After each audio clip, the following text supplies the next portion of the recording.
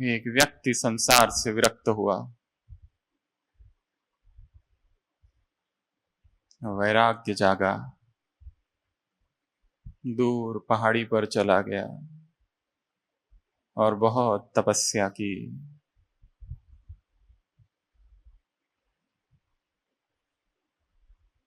परंतु तपस्या का उद्देश्य केवल तपस्या न थी, मन में छिपे किसी अहंकार की तृप्ति भी थी। और आध्यात्मिक जीवन में कभी कभी तपस्या भी निमित्त बनती है अहंकार को जन्म देने की।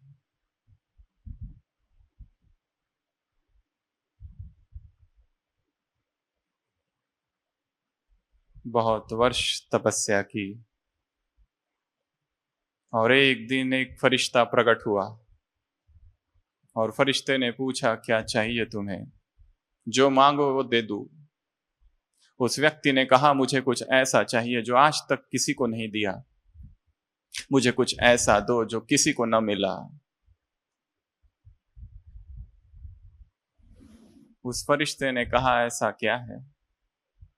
उस व्यक्ति ने कहा, तुम ही सोच के बताओ कि तुमने आज तक किसी को कुछ नहीं दिया, वो कौन सी चीज है, वो ही मुझे चाहिए। तपस्या कभी कभी जिद में भी रूपांतरित होती है और आवरण प्रेम का पहनती है।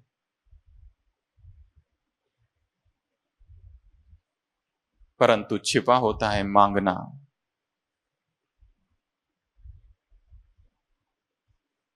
वो कहता है, मुझे कुछ ऐसा दो जो भूतो न भविष्यति।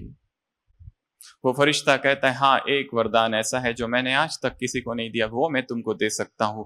वो ये कि आज से तुम्हारी छाया नहीं होगी। वो व्यक्ति खुश हो जाता है कि ऐसा वरदान तो आज तक किसी को ही नहीं दिया गया कि जिसकी छाया ना हो। लोग तो मेरा कितना गुणगान करेंगे, मैं रास्ते से चलूंगा और मेरी छाया नहीं होगी। यह कितनी अद्भुत घटना है। ऐसा तो आज तक कभी नहीं हुआ कि मैं चलूं और छाया नहीं। ये वरदान बड़ा अपूर्व है। वो फरिश्ते से कहता है, बस यही वरदान मुझे चाहिए। और उस व्यक्ति को वरदान मिल जाता है कि जब जब तुम चलो तुम्हारी छाया ना होगी। खुशी खुशी से पहाड़ी को छोड़ देता है। तपस्या का अर्थ जब पूरा हो जाता है, तपस्या खो जाती है।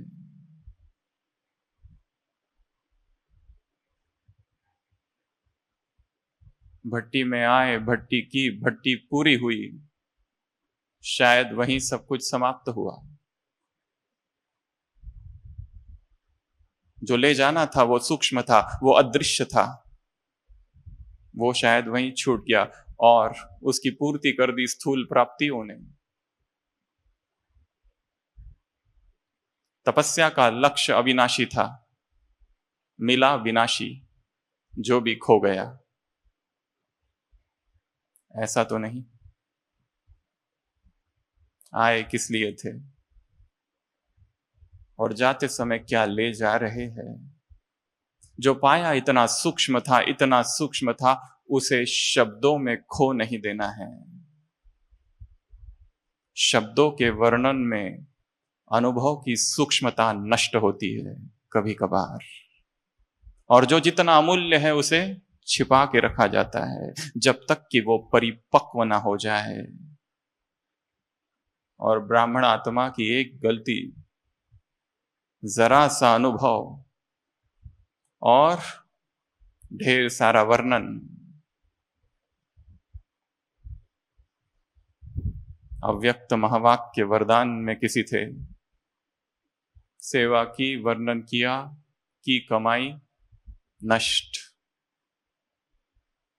वर्णन किस ढंग से किया जा रहा है? जो वर्णन किया जा रहा है वो सेवा का वर्णन है या मैं का वर्णन है? बहुधा आत्मा सेवा के समाचार को मैं का समाचार बनाती है। वो व्यक्ति घर आया, अपने गांव पहुंचा और इतना खुश था और सड़क से चलने लगा। लोग घबराए, ये कौन है? भूत। जिसकी छाया ही नहीं है। छाया तो केवल दो लोगों की नहीं होती, एक तो भूत प्रेत और दूसरे देवता है। देवता तो ये रहने से रहा, भूत ही होगा। जहां जहां जाने लगा लोग घबराने लगे। दुकान पर गया, दरवाजा बंद, छोटे छोटे बच्चे भागने लगे। उसे आश्चर्य होने लगा, ये क्या हुआ, क्योंकि उसकी छाया नहीं थी। घर पहुंचा, पत्नी ने दरवाजा बंद किया, उसने कहा मैं हूं। पत्नी ने कहा तुम तो हो, पर हमें तुमसे डर लगता है, बच्चे तो और ज्यादा घबरा रहे, तुम हो कौन, जाओ वहीं जहां तपस्या कर रहे थे यहां ना आओ। जहां जहां से चलने लगा, लोग घबराने लगे। आखिरकार लोगों ने यह निर्णय किया कि यह व्यक्ति बड़ा ही दुष्ट होगा, इसको गांव से ही बाहर कर दो, क्योंकि इसकी छाया ही नहीं है। और उसे गांव से बाहर निकाल दिया गया। उस व्यक्ति की छाया खो गई थी, आत्मा थी। मनुष्य की आत्मा खो गई है, छाया है, और छाया है यह शरीर, और आत्मा है मूल वस्तु। क्या हमने भी अपनी आत्मा को खोकर छाया को तो नहीं पकड़ रखा है? आत्मा को छोड़कर देह को तो नहीं पकड़ रखा है? देह और देह की वासनाएं और देह की इच्छाएं और देह की तृष्णाएं और देह के भोग और देह का आकर्षण हमें खींचता तो नहीं है? 25 अगस्त 1971, अव्यक्त महावाक्य। जब मंदिर में जाते हो और देवी को देखते हो तो मन में क्या संकल्प आते हैं, और किसी फीमेल को देखते हो चित्र में, सिनेमा में, बोर्ड में, तो क्या संकल्प आते हैं? यहां वृत्ति चंचल नहीं होती, वहां वृत्ति चंचल होती है। क्यों? प्रश्न पूछा है बाबा ने। मंदिर में देवी है, उसमें भी सजावट है। संसार में जो स्त्री है उसमें भी सजावट है। यहां भी सौंदर्य, वहां भी सौंदर्य, वहां भी नेचर की ब्यूटी, यहां भी नेचर की ब्यूटी, परंतु इधर वृत्ति चंचल होती है, यहां वृत्ति चंचल क्यों नहीं होती है? कारण बताओ। प्रश्न पूछा है बाबा ने मुरली में। 7 प्रकार की कमजोरी का वर्णन है। उत्तर था बाबा का, क्योंकि यहां स्मृति है कि ये देवी है, और यहां स्मृति है कि ये फीमेल है। सारा खेल स्मृति का है। इसलिए ब्राह्मण कुलभूषण आत्माएं, जो तीव्र पुरुषार्थी आत्माएं, उनमें 7 कमजोरी में सबसे पहली कमजोरी जो उस वाणी में बाबा ने सुनाई 25 अगस्त 1971 हिस्ट्री हॉल में चली है मुरली। सबसे पहली कमजोरी 7 कमजोरियों में से, स्मृति में समर्थी कम। सारा कार्य स्मृति पर करना है, सारा कार्य इस स्मृति पर करना है, स्मृति को शक्तिशाली बना देना है। स्मृति में जो गलत रिकॉर्डिंग हुआ है उसको ठीक करना है। ये कौन आत्मा है? बाबा ने कहा 3 विधि। स्वयं को मेहमान समझो, स्वयं को महान अंतर को समझो, और एक दूसरों की महिमा गाओ। द्वापर से अब तक एक दूसरों की महिमा गाते आए। द्वापर से अब तक मंदिरों में जिन इष्ट देवी देवियों की पूजा करते आए, वही इष्ट देवी यहां पर है। तब महिमा गाते थे, अब ग्लानि करते हो, क्यों?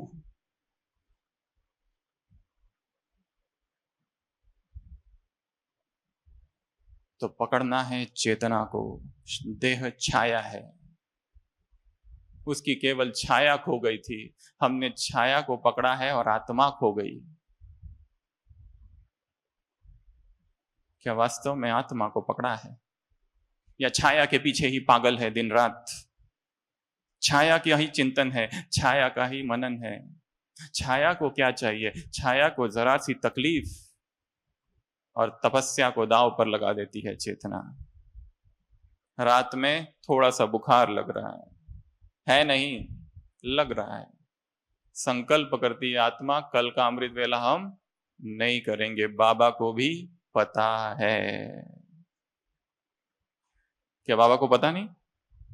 उसको भी पता है हम ठीक नहीं है।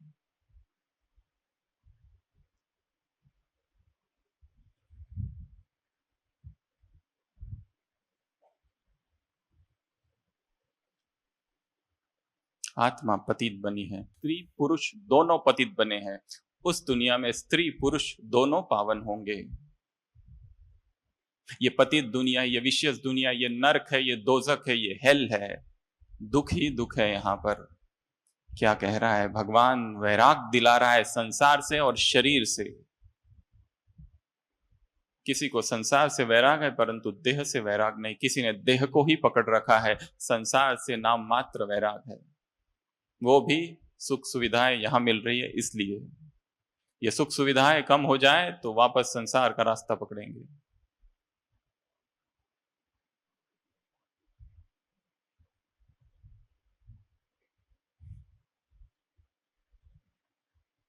तो आज हम चर्चा करेंगे सोल कॉन्शियसनेस पर, आत्म अभिमानी स्थिति।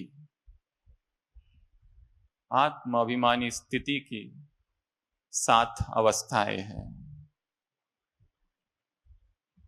7 स्टेजेस ऑफ सोल कॉन्शियसनेस। और हर आत्मा को इन 7 अवस्थाओं से गुजरना पड़ेगा जब तक वो देहभान लुप्त ना हो जाए, जब तक आत्म अभिमान पक्का ना हो जाए। सारी मुरलियां केवल एक ही बात के लिए, आत्मा समझो, आत्मा समझो, आत्मा समझो। तुम शरीर नहीं नच भाति भूत संगम। ये भूतों का संग तुम नहीं, तुम कुछ और हो, तुम वो हो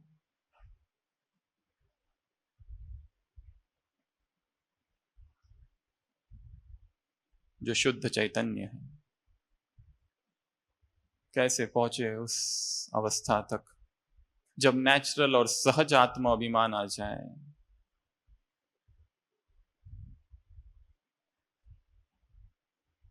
इससे पहले कि हम ये 7 अवस्थाओं की चर्चा करें, उन 7 कमजोरियों की चर्चा करेंगे जो बाबा ने 71 में कही थी। सबसे पहली कमजोरी है स्मृति की। स्मृति में समर्थी की कमी है। स्मृति भूल जाती है। जब ब्राह्मणों के संगठन में है, जब मधुबन में है, मधुबन जैसे स्थानों पर है, सेवा केंद्र पर है, रिट्रीट सेंटर पर है, तब तक स्मृति है। जब संसार में गए, स्मृति विस्मृति में परिवर्तित हो जाती है और वहां भूले होती है।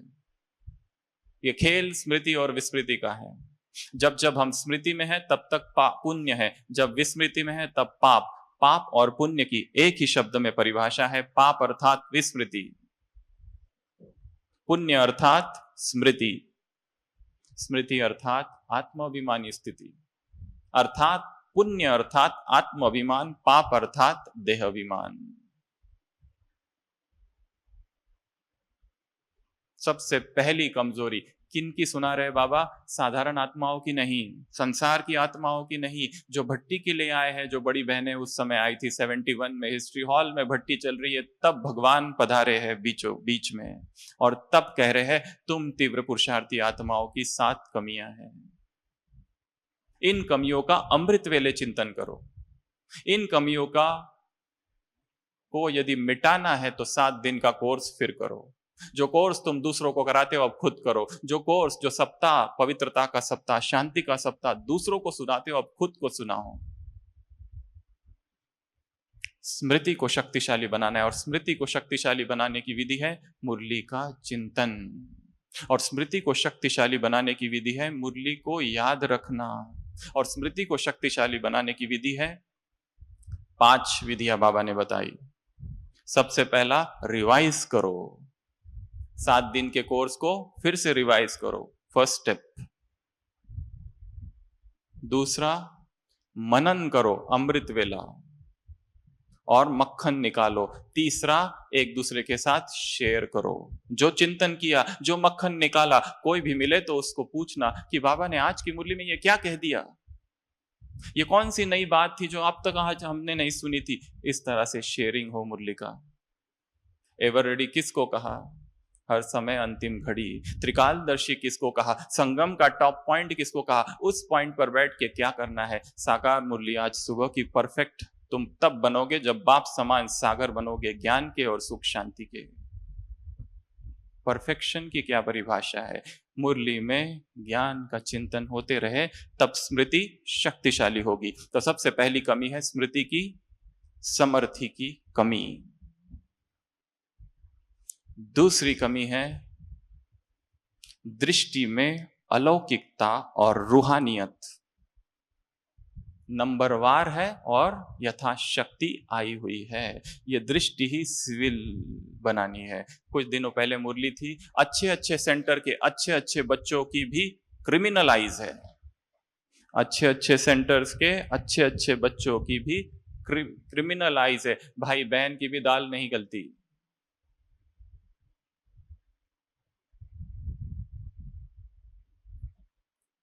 जहां जहां मर्यादाएं ढीली होगी वहां वहां विकर्म होगा और वो आत्मा को जलाएगा।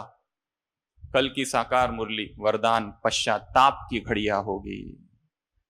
दूसरा गड्ढे में गिरा और हम भी गिरे, बाबा को रहम आता है, पश्चाताप की घड़ियों से गुजरना पड़ेगा, खून के आंसू बहाने पड़ेंगे। सब कुछ पता है, सब कुछ जानते हैं, ये नहीं करना है फिर भी हो रहा है, पावर कम है। आंखों से होने वाले विकर्म, आप सबको टॉपिक दे रहे हैं चिंतन का। आंखों से होने वाले पाप कौन कौन से हैं, चिंतन करना है।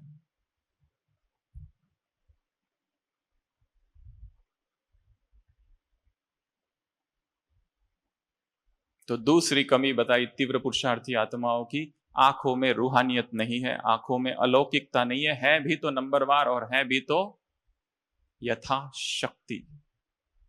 इन आंखों को पवित्र बनाना है। इन आंखों को पवित्र बनाने की विधि है लंबा लंबा समय तक बाबा से दृष्टि लेना, उसकी किरणें इन आंखों पर पड़ने देना।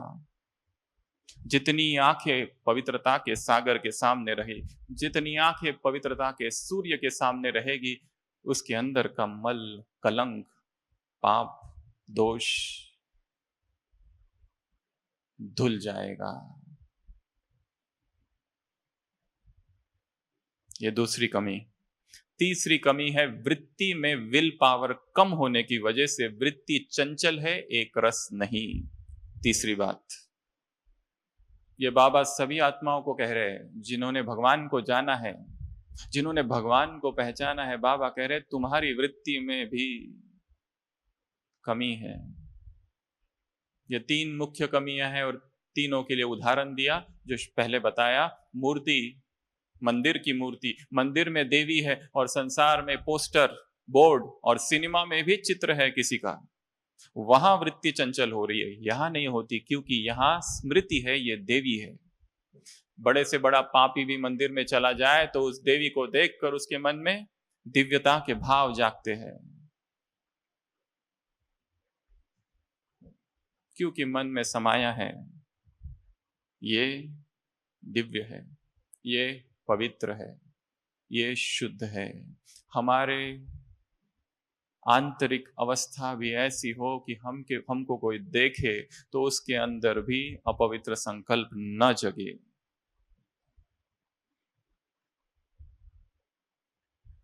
ब्रह्मा बाबा ने कभी मम्मा के लिए कहा था, मम्मा के लिए, कि मम्मा वो आत्मा है कि पापी से पापी भी मम्मा को देखे तो उसके मन में भी विकारी संकल्प नहीं आ सकते।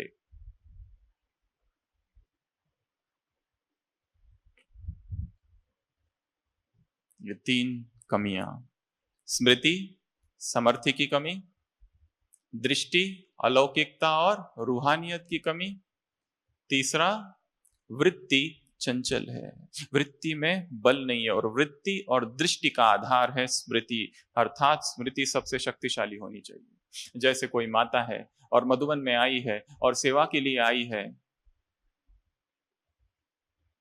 बाबा की याद में रोटी बना रही है और अचानक अपने पोते की याद आ गई, याद आते ही आंखों से आंसू। स्मृति और स्वरूप तुरंत, स्मृति का और स्वरूप का गहरा कनेक्शन है। जैसी हमारी स्मृति होगी वैसा ही स्वरूप बनेगा। हम दिन रात यही सोचते रहेंगे कि मैं देवता हूं, मैं देवता हूं, मैं देवता हूं, अपने आप लक्षण आते जाएंगे। ये सोचते रहेंगे कि मुझसे पाप हुआ, मुझसे पाप हुआ, मुझसे पाप हुआ, शायद कभी ठीक नहीं हो पाएंगे। किसी मुरली बाबा ने यह भी कहा है, पश्चाताप में भी टाइम वेस्ट नहीं करो। एक बार कर लिया बस, अब वो गलती फिर ना होगी। तीव्र पुरुषार्थ अर्थात एक बार की हुई गलती दोबारा न रिपीट करना। 3 चीजों को ब्राह्मण जीवन की रीति रस्म नहीं बना देना है। 3 P's सुना होगा 79 की मुरली। पाप करना, पश्चाताप करना और पार्डन, माफी मांगना।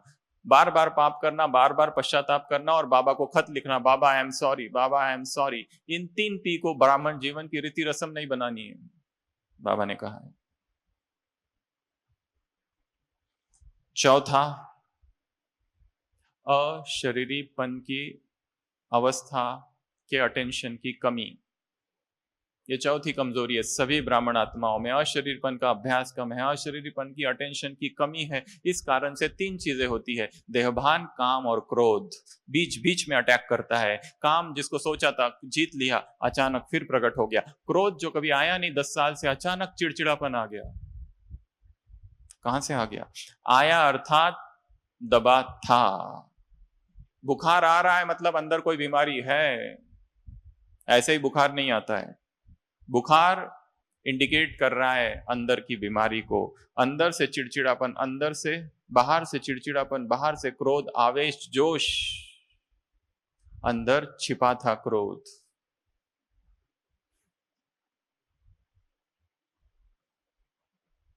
अशरीरीपन का अभ्यास बार बार करना है।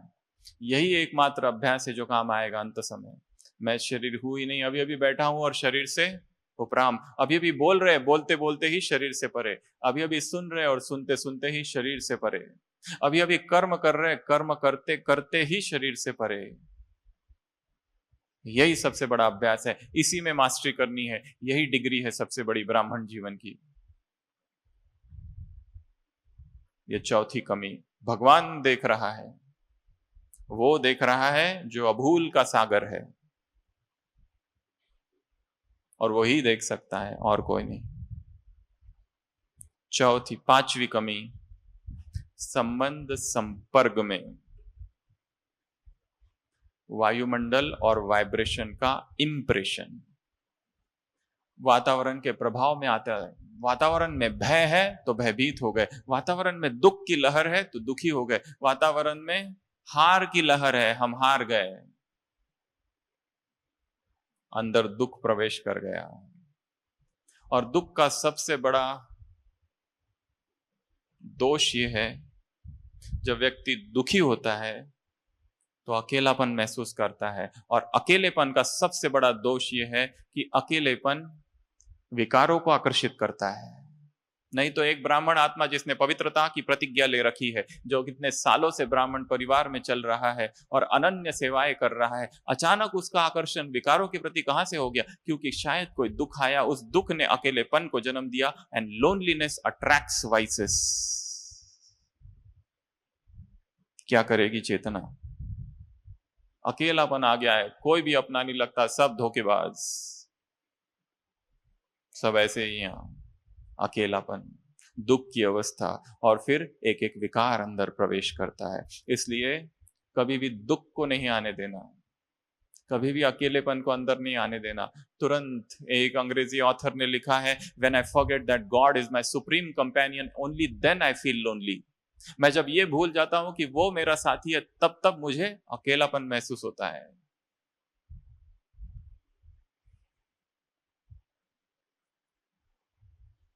ये 5वां दोष, कमी, कमजोरी, खामी, इम्परफेक्शन,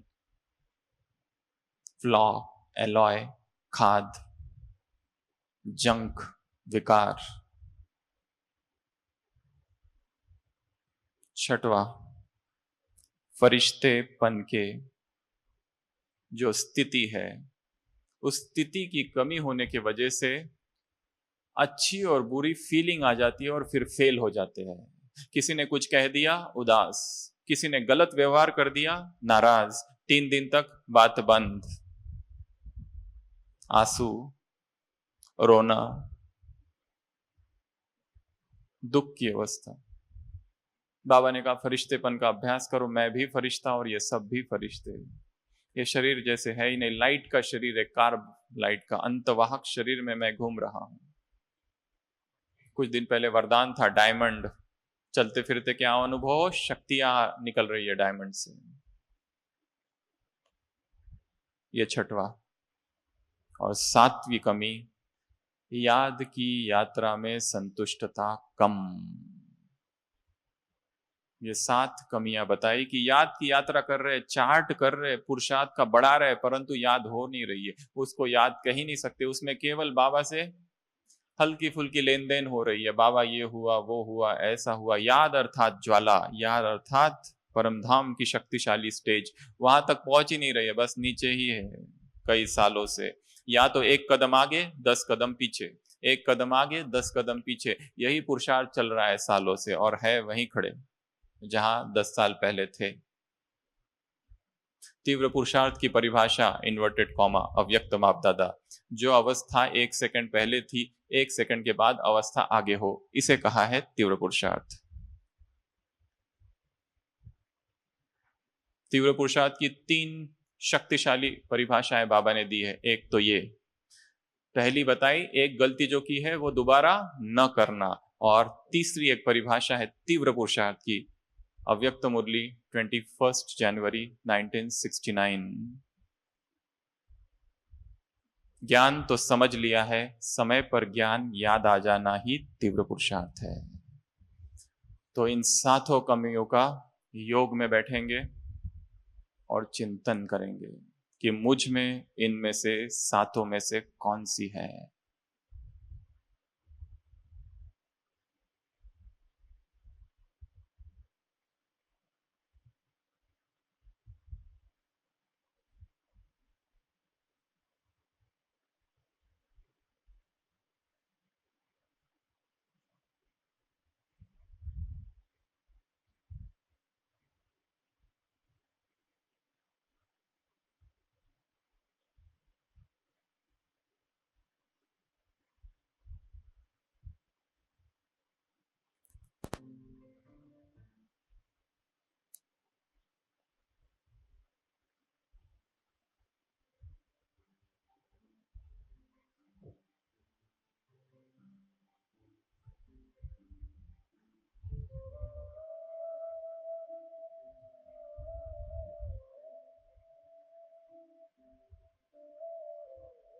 मैं आत्मा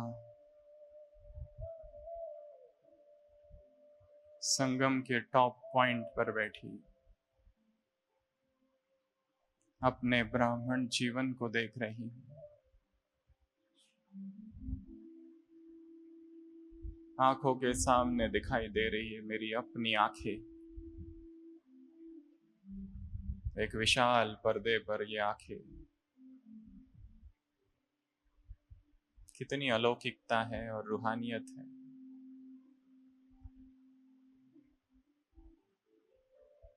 दिखाई दे रही है मेरी स्मृतियां, कितनी शक्तिशाली है।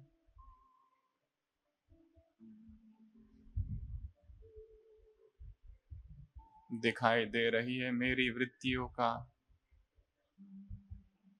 ये भंवरजाल।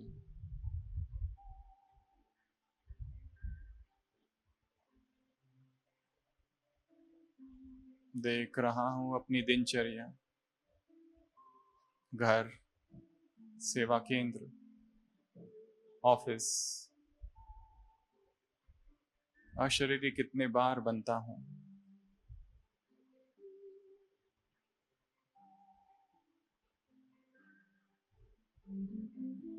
देख रहा हूं जीवन में आई हुई घटनाएं, इन परिस्थितियों ने कितना मुझ पर प्रभाव डाला। इम्प्रेशन।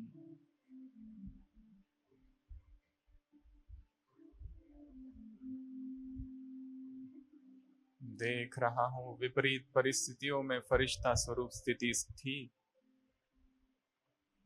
आरोप लगे, अविश्वास हुआ, धोखा दिया गया, दुख मिला आत्माओं से, अशरीरी रहा, फरिश्ता रहा।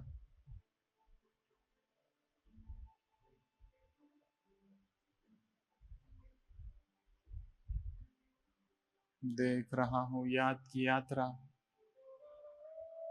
का मेरा चार्ट कैसा है। क्या आज का अमृत वेला कल के अमृत वेले से शक्तिशाली था।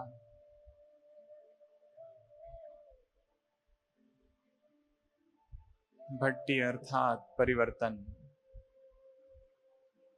तीव्र पुरुषार्थ अर्थात परिवर्तन। मैं आत्मा आज इस हॉल में उपस्थित, ये हॉल नहीं एक ज्वाला भवन है, आग लगी है चहुओर तपस्या की,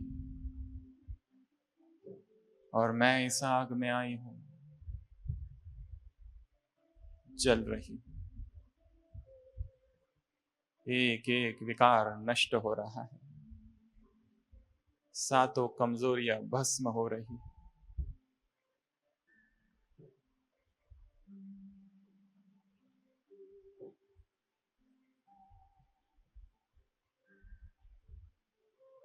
ब्राह्मण जीवन में जो भटक गया था,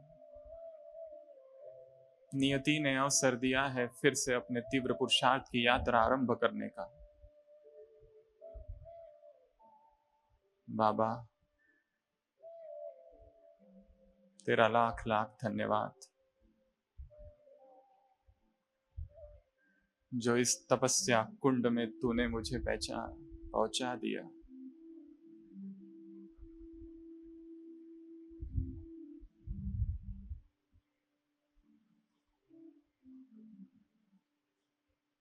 मौन क्रांति,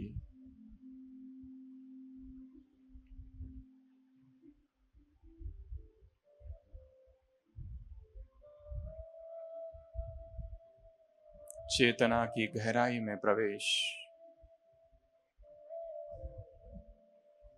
स्वयं के अंतस के जगत को देख रहा हूं।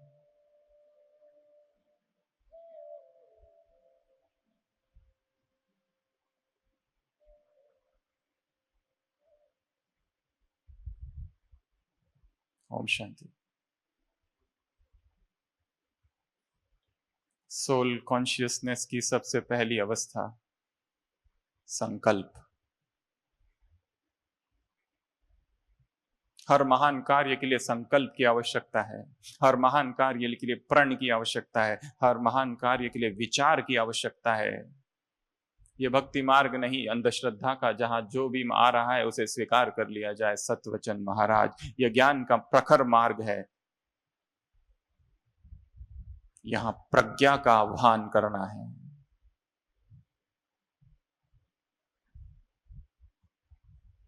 संकल्प करना है सबसे पहली स्टेप, कि मुझे आत्माभिमानी बनना है।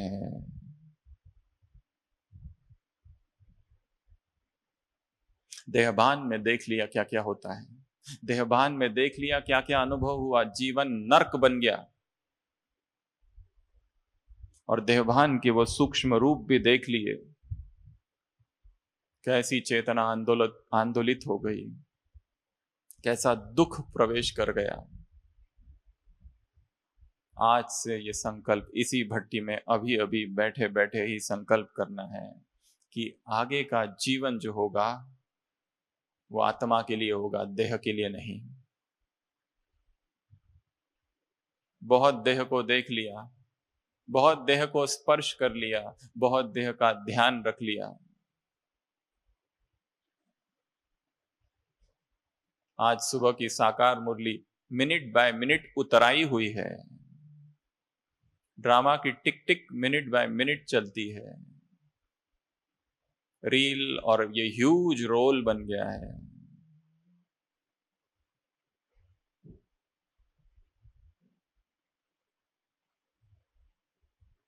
संकल्प, ये पहली विधि, पहली स्टेप, पहला सोपान, फर्स्ट स्टेप।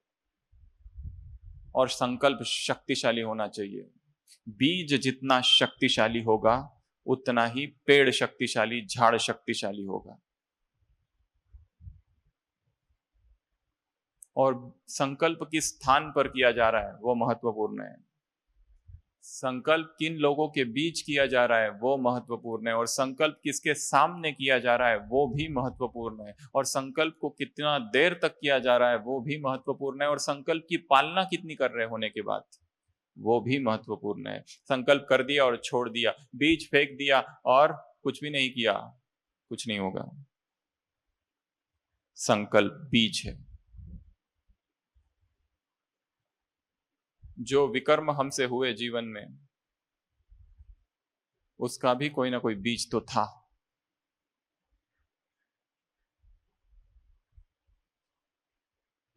जो पुण्य हमसे हुए हैं, उसका भी बीज था। वो बीज शायद होगा, कोई मुरली क्लास में बैठे हैं और अचानक मुरली में कोई पॉइंट आ गई और किसी ने कहा नहीं, किसी ने सुना नहीं और अंदर समा गई, और फिर संकल्प किया कि बाबा के लिए ये करना है। गीता पाठशालाएं खुल गई, आत्माएं समर्पित हो गई। कहां से बीज निकला? महात्मा गांधी एक बार भाषण दे रहे थे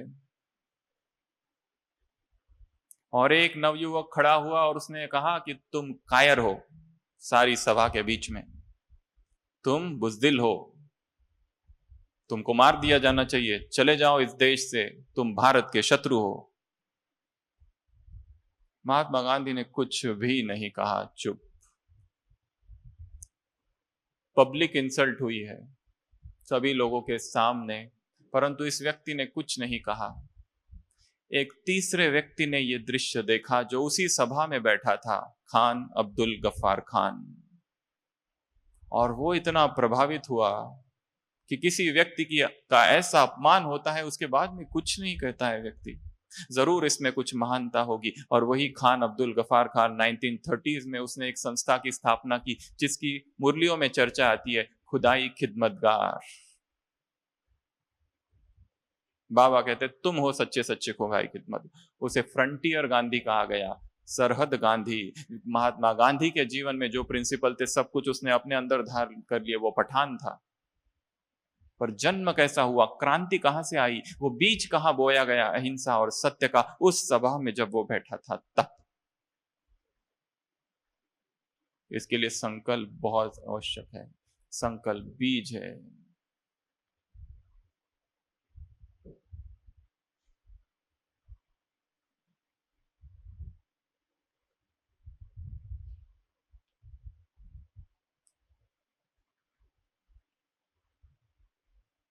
हमें याद है हमारे अपने जीवन की एक घटना,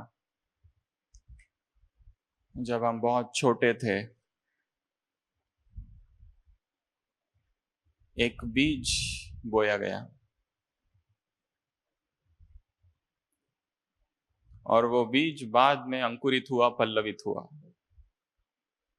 वो एक गीत था, कोई कविता थी, जो पूरे शब्द भी हमने नहीं सुने थे, थोड़े ही शब्द सुने थे, पर वो शब्द इतनी गहराई में चले गए थे। वो गीत तो शायद अब सुना कुछ सालों में पूरा। वो मराठी गीत था एक, बलसागर भारत हो वो।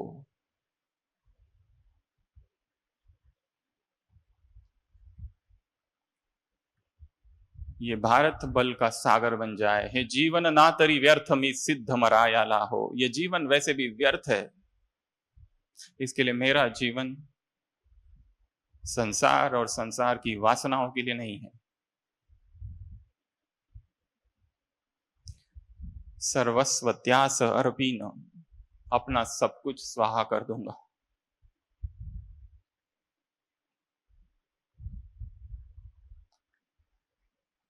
वो शब्द बीज थे जो हमारे मन में समा गए और तभी से लगने लगा, मी सिद्ध मरायाला हो, मरूंगा तो सिद्ध होके मरूंगा। पूरा गीत तो पता ही नहीं था क्या है, बस शब्द रह गए, पर वो शब्दों में जो भाव थे वो बीज की तरह समा गए।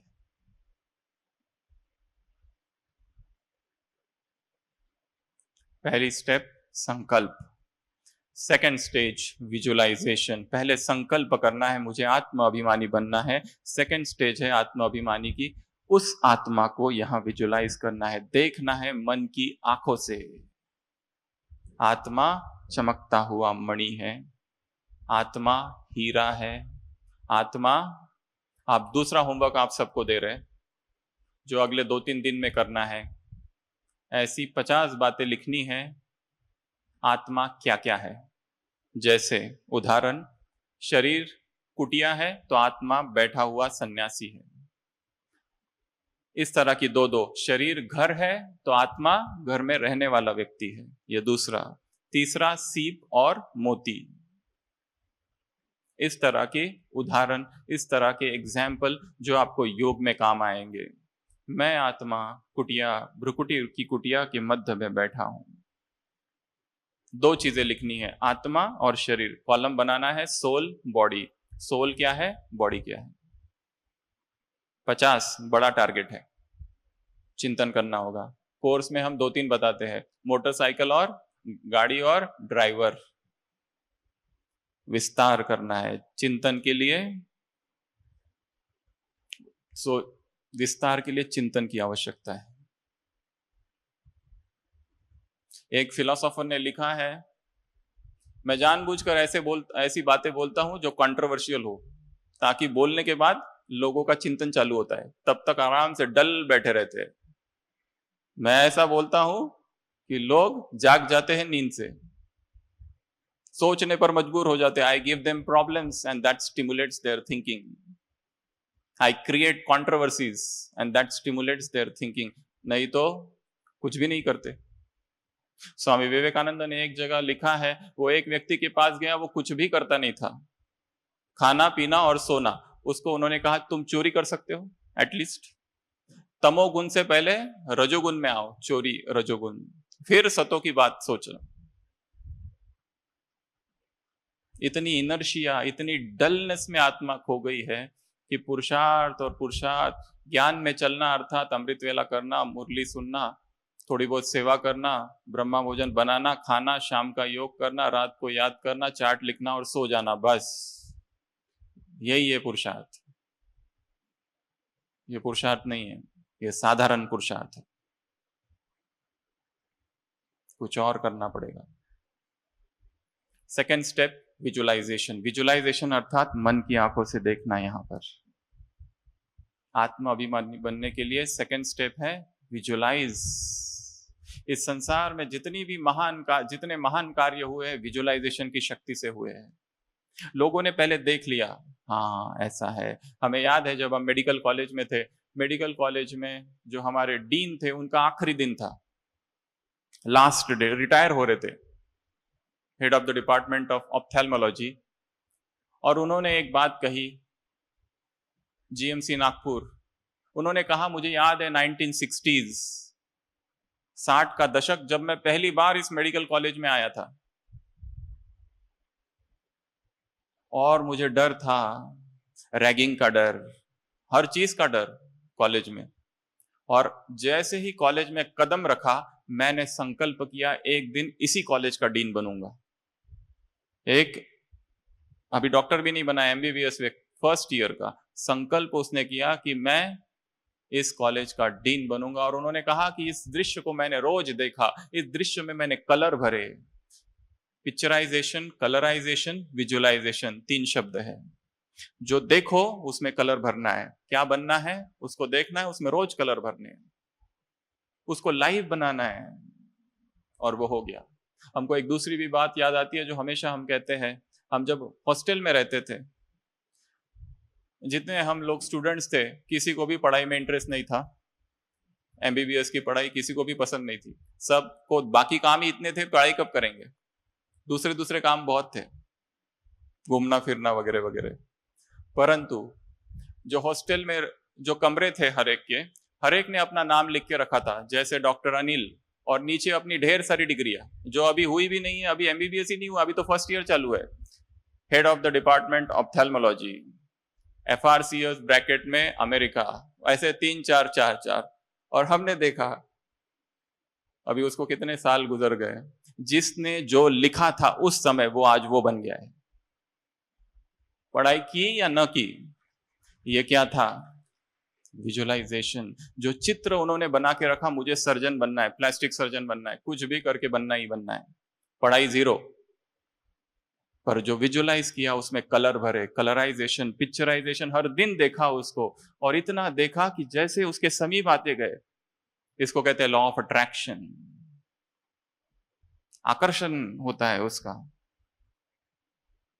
जो जो तुम इच्छा करोगे, ये सारी कायनात षड्यंत्र करेगी उसको सत्य स्थापित करने के लिए। षड्यंत्र, conspiracy, the entire universe will conspire to make it come true. प्रयत्न नहीं, षड्यंत्र, कुछ भी करके तुमको बनाएगी। जो तुमने देखा होगा, देखा मुझ में क्रोध बहुत है, रोज एक ऐसा व्यक्ति का चित्र देखो जिसमें क्रोध जरा भी नहीं है। अभी रोज रोज ब्रह्मचर्य भंग होता है। एक ऐसे व्यक्ति को देखो कि जो बाल ब्रह्मचारी है, और वो मैं खुद हूं, और उसके समीप आना है धीरे धीरे धीरे। लक्ष्य है आत्म अभिमानी बनना। एक ऐसा व्यक्ति देखो कि जो निरंतर आत्म अभिमानी है, हर अवस्था में आत्म अभिमान की अवस्था में क्या महान से महान, श्रेष्ठ से श्रेष्ठ, बिजी से बिजी कार्य भी किया जा सकता है। हमें एक दूसरी घटना याद आ रही है अपने ही जीवन की, जो कुछ सालों पहले की है। एक बार, क्योंकि हम हॉस्पिटल में हैं, वहां दिन रात इमरजेंसीज आती है। कोई पेशेंट वेंटिलेटर पे, कोई कुछ तो कोई कुछ तो कोई कुछ। एक अगर इमरजेंसी आती है तो 2 घंटा लग जाता है सब कुछ करने के लिए, और वहां पर बहुत कुछ करना पड़ता है, ये करो वो करो, ऑर्डर्स देने पड़ते हैं, चिल्लाना पड़ता है, बोलना पड़ता है। हमको याद है एक बार सुबह 2:30 बजे हम बाबा की कुटिया में बैठे थे, आईसीयू से फोन आया कि एक पेशेंट आया, कोई टूरिस्ट। तो यूजुअली तो ये लोग मैनेज कर लेते जो जूनियर डॉक्टर्स है, पर उसका वापस फोन आया कि पेशेंट रेस्टलेस हो रहा है, सैचुरेशन ड्रॉप हो रहा है, शायद उसको वेंटिलेटर पे डालना पड़ सकता है, और वो इंटूबेशन भी बहुत डिफिकल्ट है। तो हम तो बाबा की कुटिया में थे, तो हमको लगा अब इसको छोड़ना पड़ेगा, इसको छोड़ो। और हम गए, वहां गए, पेशेंट देखा तो बहुत बैड था, बहुत सीरियस था। उसको सब कुछ किया, सेंट्रल लाइन, वेंटिलेटर वगैरह वगैरह वगैरह सब कुछ किया। बाहर आए, उसके रिश्तेदार थे, उनसे भी बात की और निकल के आ गए।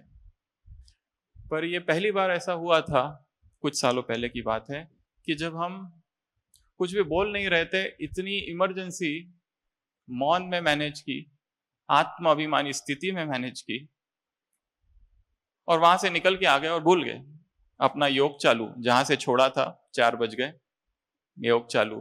फिर जब राउंड के लिए गए तब तक बुद्धि से निकल गया था कि कुछ किया भी, अनुभव हुआ, अकर्म था वो। और जब पहुंचे तो उसके रिश्तेदार आए और सीधा पैर पड़ने लगे, अरे वो ठीक हो गया, ठीक हो गया। हमको लगा ये कौन है, देखा तो ये तो सुबह वाले रिश्तेदार है। अंदर गए तो पेशेंट वेंटिलेटर पे था पर फुल्ली कॉन्शियस था।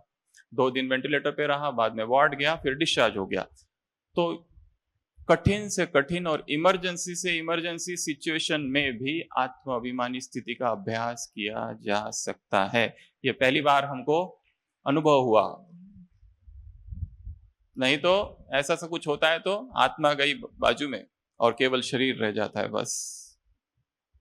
बाबा वगैरह सब बाद में याद आता है, सब कुछ होने के बाद। तो सेकंड स्टेप है विजुअलाइजेशन। जो बनना है उसको रोज देखना है। फरिश्ता बनना है, रोज फरिश्ता देखो और वो आ रहा है। और जब समीप आए तो अरे कहना, अरे ये तो मेरे जैसा ही है, ये तो मैं ही हूं। Second step. थर्ड स्टेप, उस आत्मा में स्थित हो जाना, stabilisation in the soul conscious stage. पहला संकल्प किया मैं आत्मा हूं, आत्मा बनना है। दूसरा, उसको देखना चालू किया, हाँ यहाँ चमक रही है आत्मा, और अलग अलग शब्दों में देखना उसे। कभी हीरा, कभी मणि, कभी बिंदु, कभी कण, कभी ज्योति, कभी पॉइंट ऑफ लाइट, अलग अलग रूप में देखना उसको। किरणें निकल रही है। तीसरा, उसमें स्थित हो जाना। और स्थित हो जाना मतलब उसका जो जो स्वरूप है, मूल स्वरूप आत्मा का जो है, उस मूल स्वरूप में स्थित हो जाना। फिर वहां वो जो विचारों की हलचल है, समस्या है जीवन की है, वो सब नीचे रह जाएगी और हम यहां हैं, आत्म अभिमान में स्थित। ये तीसरी अवस्था। चौथी अवस्था स्वमान। अब मैं आत्मा हूं के साथ में अच्छे अच्छे स्वमान जोड़ना है।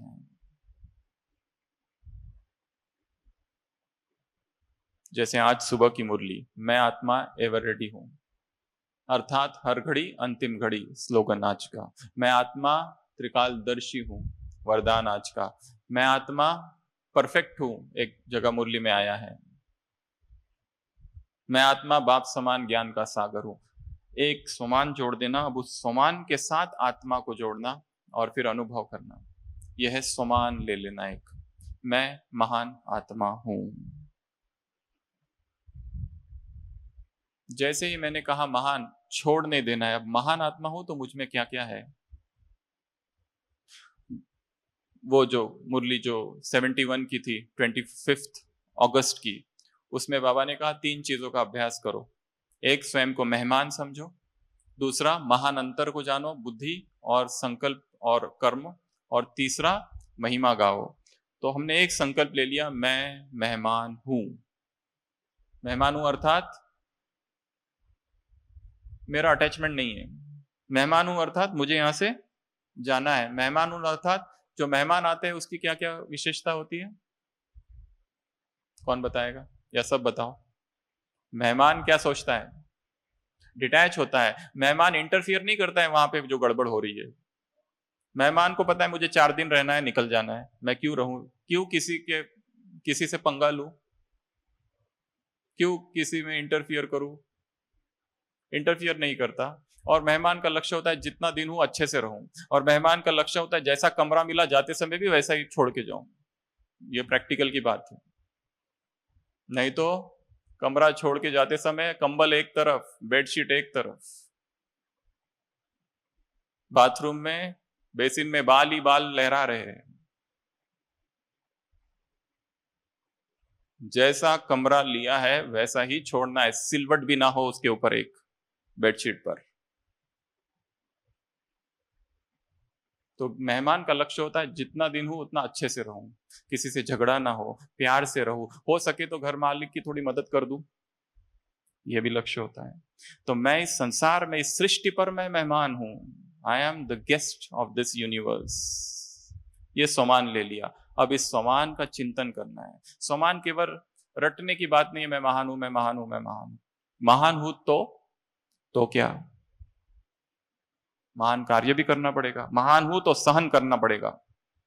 महान हूं तो सब कुछ समाना पड़ेगा अंदर, सिक सिक झुक झुक जल जल मरमर सब करना पड़ेगा। तो चौथी अवस्था स्वमान। पांचवी अवस्था स्वमान का अनुभव, एक्सपीरियंस ऑफ सेल्फ रिस्पेक्ट।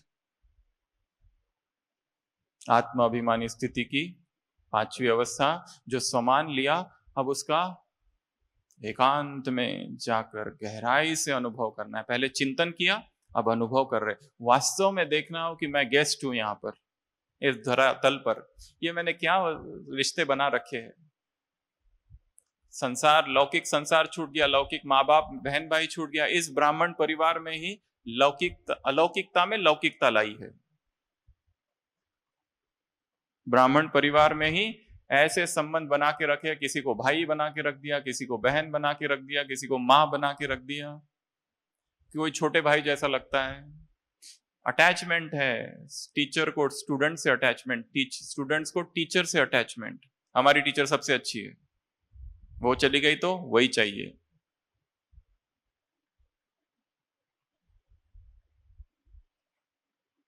हम आए हैं थोड़ी देर के लिए, ट्रेन में बैठे हैं, कोई दूसरा यात्री आया, 4 घंटे साथ में, फिर उतर के चला जाएगा। वो जा रहा है तो हम दुख कर रहे हैं, क्योंकि अटैचमेंट उत्पन्न की जब तक वो था तब तक। क्यों? सबसे बड़ा पुरुषार्थ तो यही है कि किसी से भी अटैचमेंट ना हो, किसी से भी। अलौकिकता में निर्लिप्त रहना, इस ब्राह्मण जीवन में अनअटैच्ड जीवन। प्यार सबसे करना है परंतु अटैच नहीं होना है।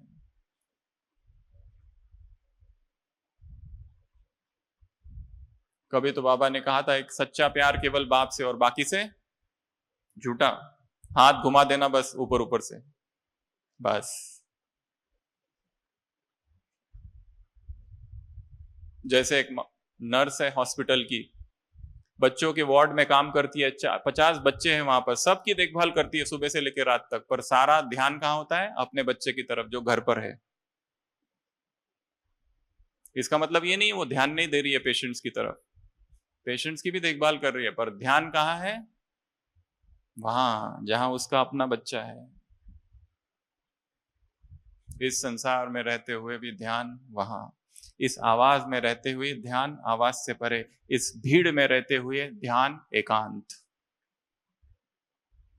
तो अनुभव, ये पांचवी अवस्था है आत्म अभिमानी स्थिति की, fifth stage of soul consciousness, 6 stage. उसके बाद में 6वीं अवस्था कर्म करते हुए आत्म अभिमानी स्थिति। एक दूसरे के संपर्क में आ रहे हैं, आत्म अभिमानी स्थिति में आ रहे हैं। किसी अव्यक्त वाणी में बाबा ने कहा है, किसी के भी वर्तमान संस्कार देखना ही नहीं है तुमको, आदि देखो या अनादि संस्कार देखो बस। क्योंकि अभी के देखोगे तो किसी में ईर्ष्या है, किसी में जेलसी है, कोई कूटनीति कर रहा है, कोई पार्शियलिटी कर रहा है, कोई पॉलिटिक्स कर रहा है, कोई कुछ कर रहा है, कोई कुछ कर रहा है, कोई भी शांत नहीं बैठा है, कोई ना कोई कुछ ना कुछ कर रहा है। बाबा ने कहा वर्तमान संस्कार देखो ही नहीं, खेल चल रहा है, सुबह की मुरली, ड्रामा हो रहा है, जो चल रहा है उसे देखते रहो साक्षी होकर। जैसे बाबा जरा भी इंटरफियर नहीं करता इस ड्रामा में, जो हो रहा है देख रहा है, कितना परम साक्षी है। क्या इतना साक्षी हम हो सकते हैं?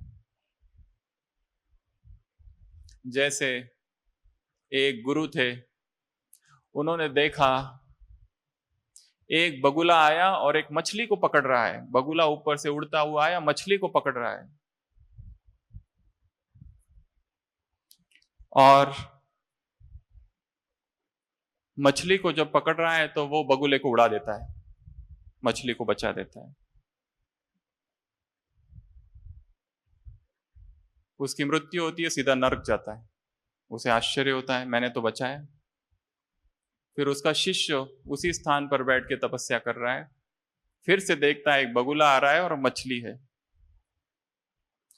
वो बगुले को मछली को खाने देता है, पकड़ देता है, गुरु से सीखता है, उसकी मृत्यु होती, वो भी नरक में जाता है। तीसरा उनका शिष्य, वो ये दृश्य देखता है, कुछ भी नहीं करता है, वो भगवान के धाम जाता है। ये आश्चर्यचकित घटना देखकर प्रश्न पूछा जाता है भगवान से, ये क्या किया आपने? भगवान कहते हैं पहली बार जब बगुला आया वो बहुत भूखा था और इसने उसे उड़ा दिया और वो मर गया बगुला, इसलिए पाप। दूसरी बार बगुला बहुत भरपेट था पर वो खेल पाल करने के लिए आया था और उसने उसे खाने दिया, मछली मर गई, पाप। और तीसरे ने कुछ नहीं किया, वो साक्षी था, उसने केवल देखा और प्रभु के चिंतन में मगन रहा, भगवान के चिंतन में लग गया, इसलिए कोई भी पाप नहीं बना। तो साक्षी, तो यह है कर्म करते हुए आत्म अभिमानी स्थिति। और लास्ट, आत्मिक दृष्टि। जो भी संपर्क में आए ये महान आत्मा है, ये श्रेष्ठ आत्मा है, अज्ञानी हो या ज्ञानी, ये देवकुल की आत्मा है।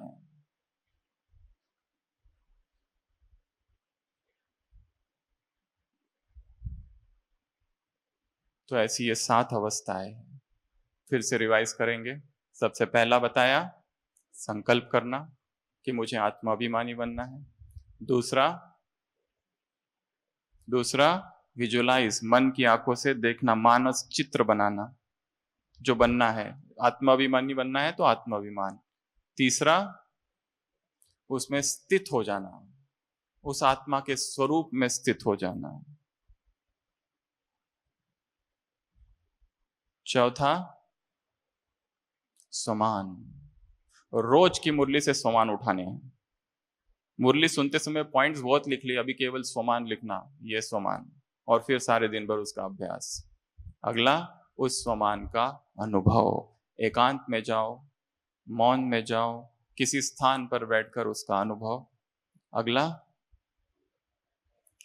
कर्म करते समय आत्माभिमानी स्थिति हो सकती है या नहीं हो सकती है, इसका चिंतन करना और अभ्यास करना कि मैंने आज कितने लोगों को आत्म देखा, आत्माभिमानी कर्म करते समय, कठिन से कठिन कर्म करते समय, फ्लाइट पकड़ रहे, कुछ भी कर रहे, ट्रेन में चढ़ रहे, आत्माभिमानी स्थिति रही।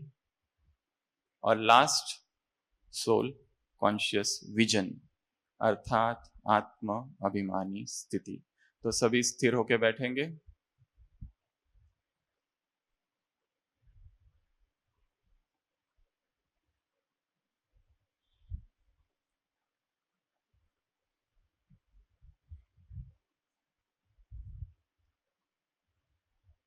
बॉडी रिलैक्स,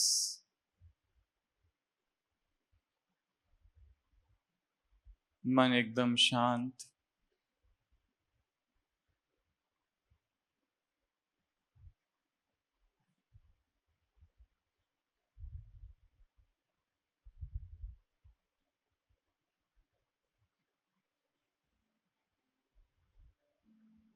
देह के भव्य भाल पर विराजमान मैं आत्मा हूं।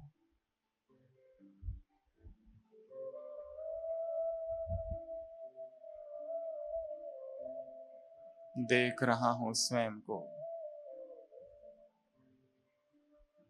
चमकती ज्योति,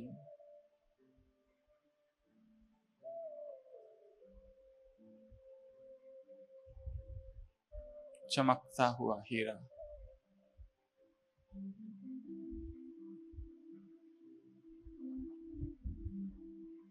आत्मिक स्थिति में स्थित प्रेम स्वरूप, आनंद स्वरूप।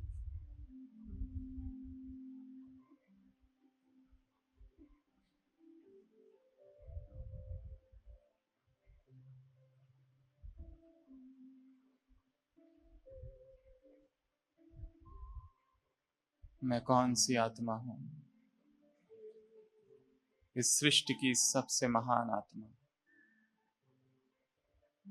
संपूर्ण पवित्र आत्मा, पवित्रता का अनुभव।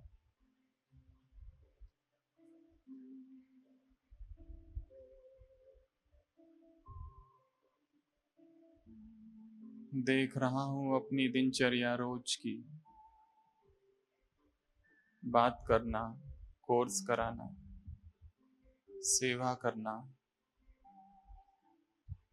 कामकाज करना, दफ्तर, ट्रैवल, सब में आत्म अभिमानी हूं।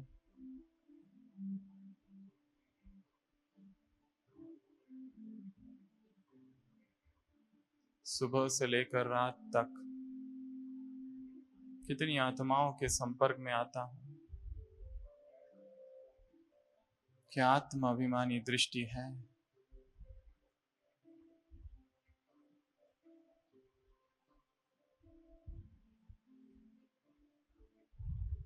स्वयं का अन्वेषण, स्वयं का एनालिसिस।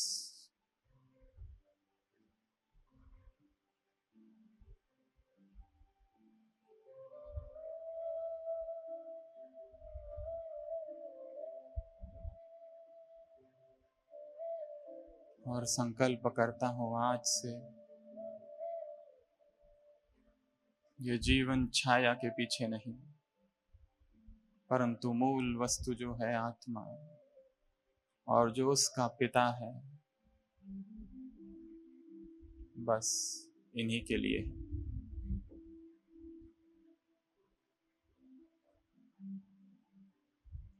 ओम शांति।